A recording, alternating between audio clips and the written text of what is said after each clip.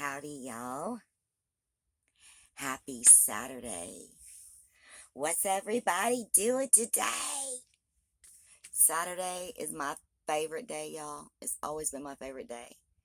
When I was younger, it was my favorite because Saturday night, that's like the best night out, right?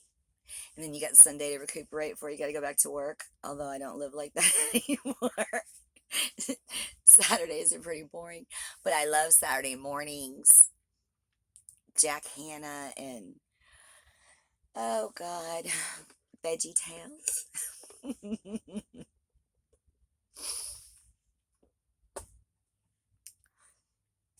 So, what's everybody doing? I thought I'd come on here and talk about a couple different things. One of them is I was going to show you another painting. It was my goal that every time I came on into the video, I was going to show you a painting, but man, it just doesn't work out that way.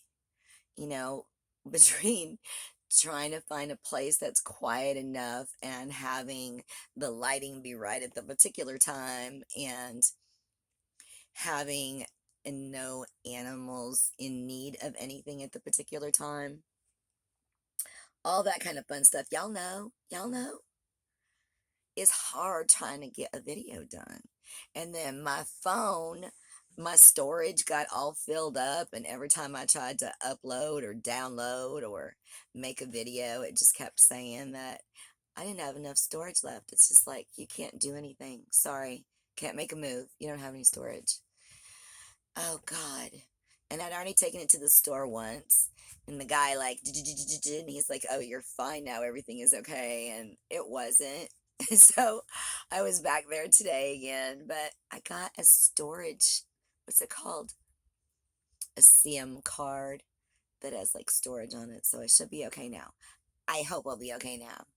So anyway, so I was going to show y'all a painting. Now I do all kinds of paintings that I can show y'all how to paint. I'm trying to get a video that I put on Facebook over to YouTube, if anybody knows how to do that, and you can tell me how to do that, because when I try to share on Facebook, it won't let me. So I saved it, but I still don't know if I can.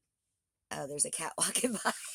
Like for real, not squirrel, but like there's a cat walking by the top of the window. But anyway, um, I don't know if I told y'all, but I take care of feral cats. So if there's any cat or any kind of animal that shows up in my yard, I will feed it and give it water. And if it needs help, I'll give it help.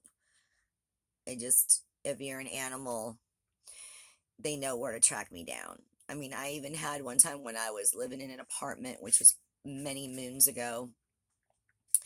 I came out on the third floor and found a baby possum on the steps that needed help. I mean, seriously. Well, I mean, in the city, in the middle of the possum found me, y'all.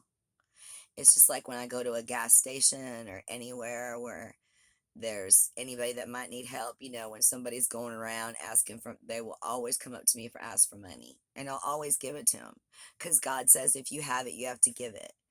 I mean, it doesn't matter if they're going to go drink with it or they're going to go smoke with it or it doesn't matter. That is not my business. My business is to give it if I have it. And y'all, I am the least of it as far as having it, because like I'm brokered in broke. If you look up broke in the dictionary, you'll see my picture. It's been there for years. The funny thing is, I watch a lot of YouTubers and a lot of videos on here, and everybody talks about how they grew up broke. I didn't grow up broke.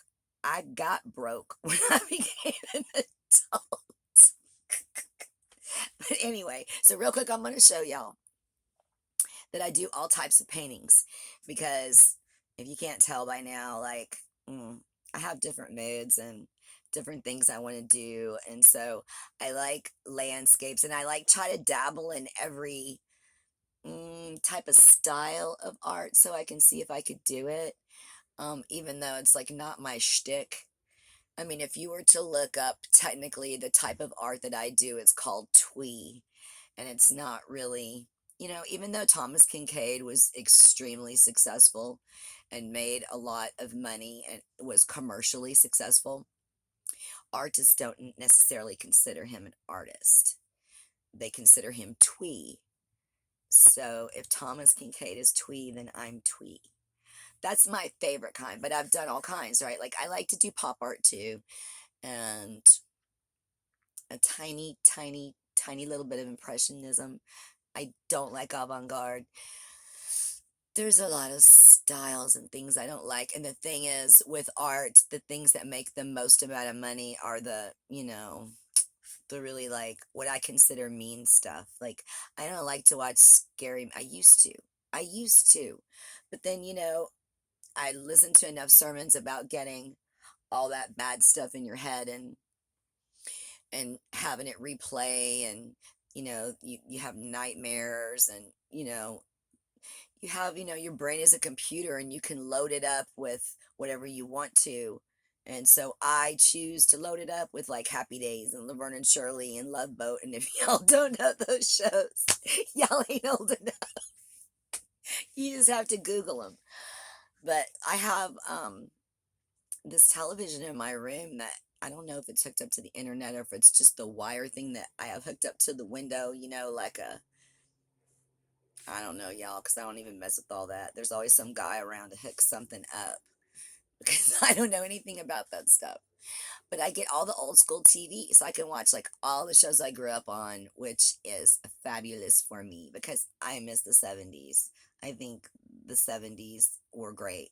And a lot of people that were adults in the 70s don't agree. But I mean, not having to lock your door and being able to walk all around wherever you want to and not having to worry about somebody taking you or doing something to you, and not having cameras everywhere. So if you get in a fight after school, you don't get arrested. And if you smoke a cigarette before you're 17 years old, you don't get arrested. Like, I mean, it's crazy nowadays what they do. I mean, my God, thank God, thank God that we didn't have all those cameras back then.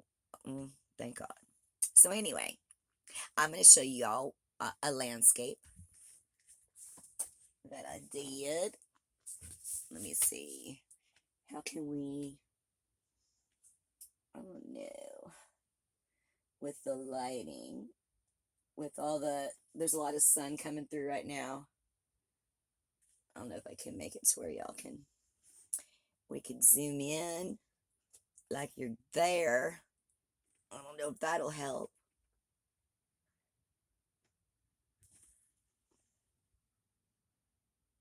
Yeah, it's got the real pretty sunset. And the flowers are fire. I can't get the whole thing in there, but there you go. So, like, that's an example of a landscape. And then I like to do some abstract stuff too. Not as much, not like I've done a couple of the paint and pours and, work it around the canvas, but I don't know. I just don't feel like that's anybody, anybody could do that. So, like, here's one that I did that represents the military, all branches of the military. Get everything in there. Let's see. So this is kind of smoked out and fogged out because I was thinking about, like, all the smoke of war. And, you see the flames and stuff in the background. And you'll see different military symbols. I tried to get everybody in there.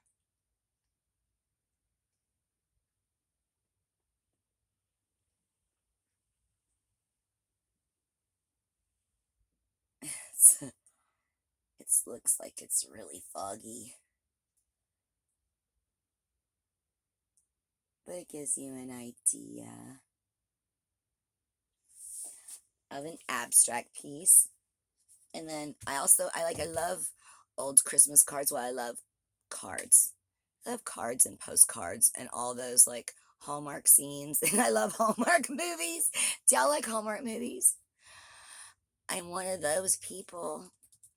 As soon as the Christmas ones start coming on, I'm invested. Like, I'm there. Okay, so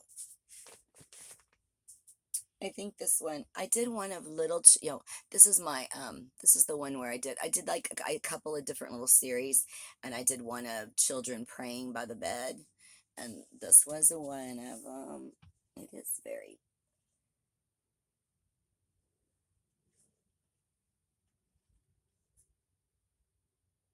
this sun is blurring it. She's very cute.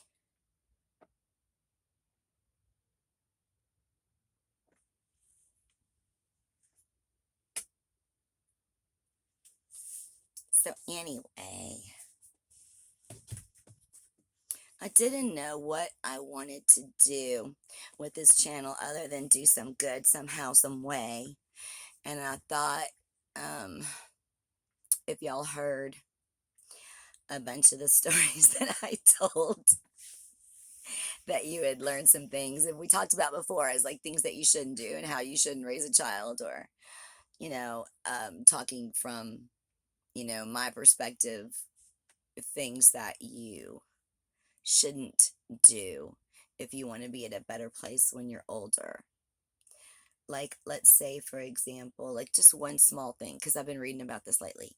So, like, yelling can ruin your voice. And, oh, there's a whole bunch of other things, but it does like really bad things to your voice. So, if you can learn to stay calm, and also coughing is really bad for your vocal cords and all that. So, if you can try to avoid coughing, especially coughing really hard, and trying to like just take a drink or hum, or, do whatever you have to do to not really strain your throat.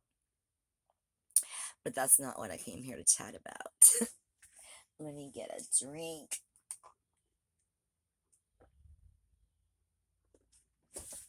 So, I thought maybe we could talk about support, like as in family support or friend support, like who is the wind beneath your wings? Like, people always talk about like when they interview celebrities or they interview people that have been successful, they'll say, who was, there for you, who did, and they're always like, if it wasn't for my grandma, or if it wasn't for my mom, or if it wasn't for my sister, or, they met somebody along the way, like they met some agent or somebody that just really took a liking to them and put interest and time into them, and like just help them be, or there's some supportive figure that just helps you get through. Like, I don't want to say I don't have any of those, but out of 100, I have like maybe two. It's not been a very supportive world for me from the get go. I mean, don't get me wrong, my parents want me to have food, like in shelter. Um, you know, um, so I somehow have worked it out to where I've always kind of been by myself, and I didn't have that much choice in the matter. Like, I didn't plan it out to be that way, right? So, I moved when I was 12 from Pennsylvania to down here. And, moving at any age is probably traumatic for a child, unless they're like under 5 or something, and they maybe, wouldn't even really remember what was happening. I mean, how many people remember below 5? It's pretty rare to have, and you might just have one or two memories, but to really remember like your life below 5, most people don't. But anyway, so 12 is like one of those, like, you're almost coming into teenager. It's like one of those really important, you know, as a girl, if you haven't gotten everything already, you will by then. You know what I mean? Like, stuff's happening serious. You need your friends. And I grew up in a small town where a lot of my relatives were, because my dad had 11 brothers and sisters, and not, you know, not each. Like altogether, there was 12 of them, with my dad being the baby, but one died right before my dad was born. Um, and then my mom had five, and then so everybody has had kids, and so except that we've talked about, I'm an only child, so it was already uh hard. It's not, because like every time it rains outside, or it's too cold or too late or too early, you can't go outside, um to find somebody else to play with. So I was by myself a lot, and my parents weren't exactly the kind to be like playing with me or caring if I was entertained. So I'm sure I did a lot of like coloring and stuff like that, but I was bored a lot. So I couldn't wait for it to be time for, playtime for everybody else in the neighborhood to wake up so we could go do stuff. So, and I had family like the next block over. Like I could run to my cousin's house and be there in like 30 seconds. And I ran everywhere as a child. I was like Forrest Gump. But then when the boobages got here, all the running and the exercise and everything stopped, because it was just like way too entertaining for everybody else every time I did anything that involved movement, that I just decided like the show was over. Like, I'm not going to be on show for you. You know, I just, I, I really can't stand like being gawked at. I mean, I know people look at you when you come into a room, but I don't like being stared at. It makes me uncomfortable. I know y'all are thinking like, what are you doing on video? Well, I can't see y'all. I can't tell that you're looking at me. I'm looking at all the pink background and like my little, I can't see you. If I could see you, I would be freaking out. Like, don't look at me. I thought about doing this channel with like sunglasses and scarves and all that stuff so y'all couldn't see me, but whatever. So anyway, so moving at 12 was like rather traumatic, right? I mean, I had a boyfriend up there, I had all my cousins, all my friends in the neighborhood. I mean, everything I ever knew, right? Like everything was there. So this was really, really, really far away. Um, and so it was just going to be me and my parents. And I know some of y'all have really cool, fun parents, and it'd probably be fun to take a car ride and spend time with, but my parents are not the like entertaining type. They're like the shh type. So anyway, um, when I got down here, there were problems, and I got sent to priests and psychologists, and I ended up going to jail when I was like 14 on my dad's birthday. Oh my God. Because I was grounded my whole life. Like if I breathed wrong, oh, you're grounded. If I looked wrong, you're grounded. If I did anything wrong anywhere, you're grounded. Which just means you stay in your room. And, back then we didn't have internet or television. I damn sure never was allowed to have a TV in my room. So that would just mean go in your room and sit there and go crazy. I mean, I relate so much to people that are in prison, and I've been in jail a couple of times, but not prison. But I still relate to them so much because I feel like I've always been in like some type of a prison. But anyway, so I got sent to a girl's home eventually in the woods.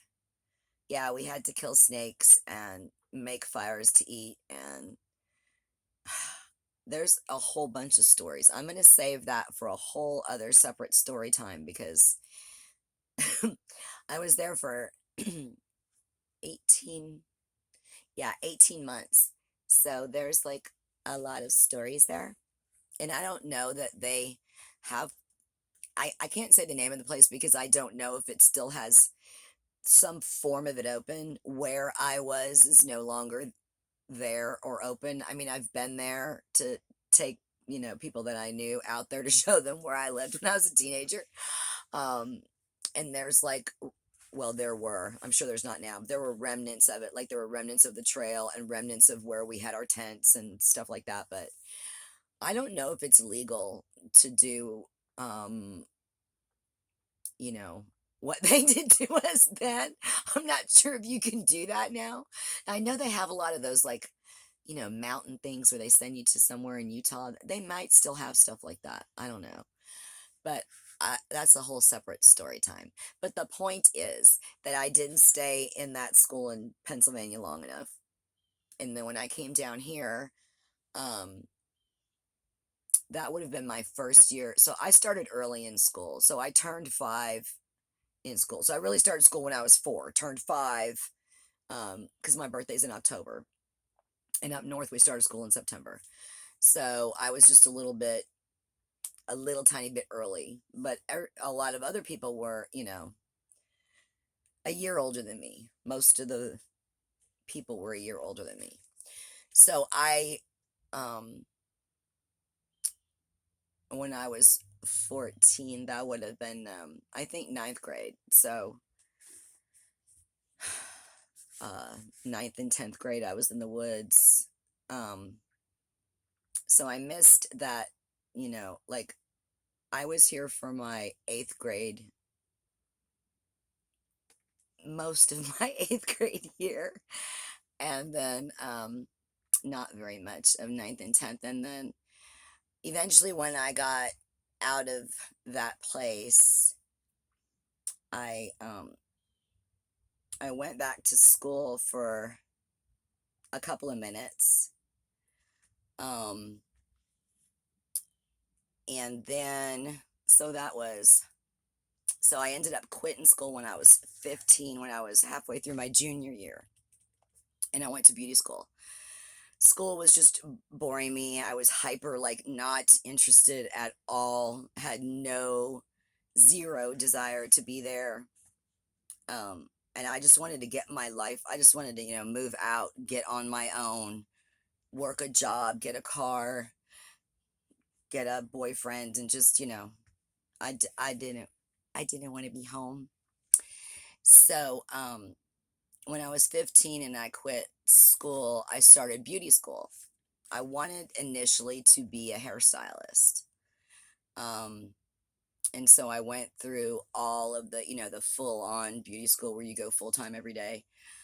Um, and at some point, um, they came one day and got me out of beauty school and stuck me in this, like co-ed type of a home, which I thought was actually going to be really cool.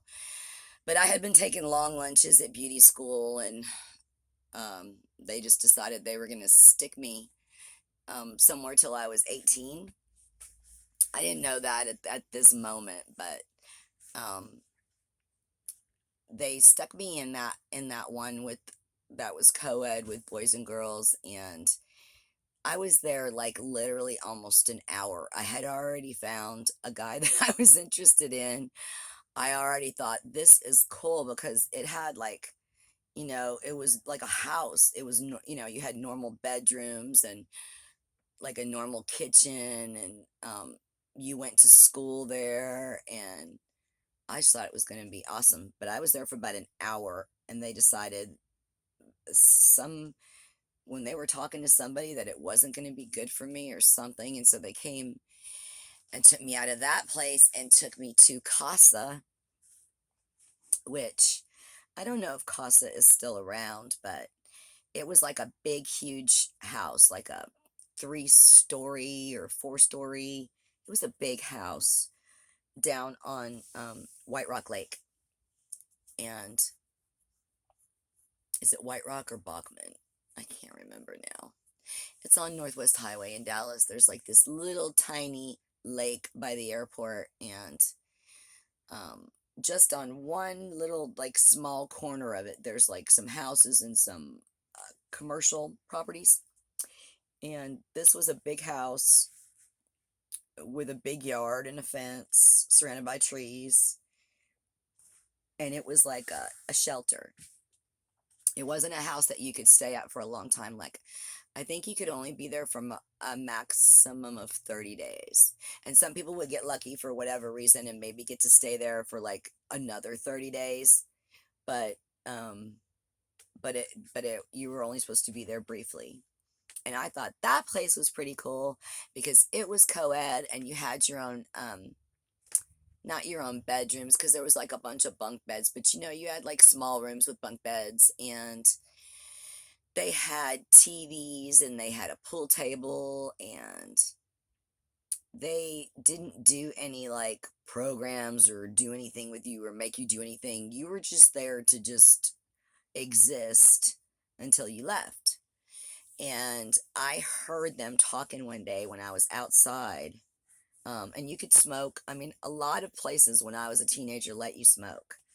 I can remember that the priest or the therapist or somebody, maybe even that girl's home, because when I was in that girl's home, they made my parents go to like counseling meetings too. And I think they told them to let me smoke. So they used to let me smoke. The high school, let us smoke. It was just, I still smoke. I have a problem. Y'all pray for me. I'm trying and trying and trying desperately to quit, but it's hard when you live with someone that smokes 4 times as much as you do. And every time that you're like, yay, I've gone 4 hours, and they just keep running outside every couple minutes trying to trigger you, it's really hard. But anyway, so I left from that place, and wait, so did I tell you? So I heard them talking, and they were saying that my parents were looking for a place where they could put me until I was 17 or 18. Um, and they were talking about, I don't know if it was the kids that were telling me, or if I heard the counselors, but there was supposed to be some place in Arizona that had barbed wire around it, because my thing was like, I'll just take off from wherever it is. Like, you can't hold me down, right? Like, eventually I'm going to break away. But the way that they were talking is that this place, like, you couldn't get out of there. And I was like, oh, I'm not going to some, I'm not going to somewhere I can't get out of. And so, me and this guy there took off. He's like, hey, my sister lives in West Palm Beach, and I know she'll let us stay there, and I can go to work construction with my uncle and blah blah blah. And I was like, cool. So we took off.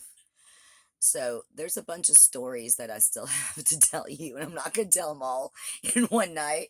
But the basic gist of it is that I haven't been in any one place too long, where normally are like people still have their high school friends or they still have their college friends.